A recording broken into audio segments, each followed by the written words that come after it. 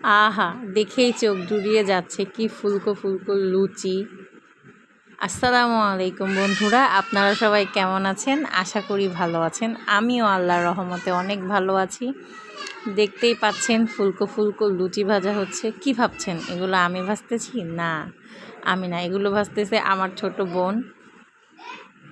সে আমার সাথে চ্যালেঞ্জ করেছিল যে সে ফুলকো লুচি আর আলুর দম করবে।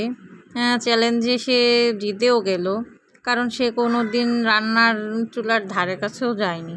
আজকে সে সেগুলো করে আমাকে দেখাচ্ছিল।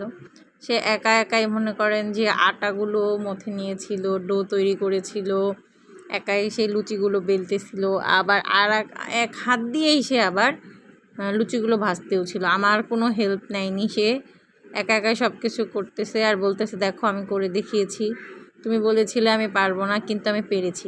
ওইদিকে দেখতেছিলাম আর এক চুলায় সে আলুর দমটাও করে নিয়েছিল। এত সুন্দর ঘ্রাণ বের হচ্ছিল আর এত সুন্দর কালার, এত কালারফুল হয়েছিল, খেতেও অনেক মজা হয়েছিল।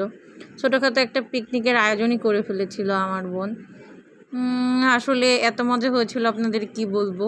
বাসায় যতগুলো বাচ্চা ছিল সবাইকে নিয়ে সে খেয়েছে, আমাদেরকেও টেস্ট করতে দিয়েছিল। এক কথায় ওয়াও। তারপরে এবার সে তো জিতেই গেল, আর কি বলবো, সব কিছু মিলিয়ে ভালোই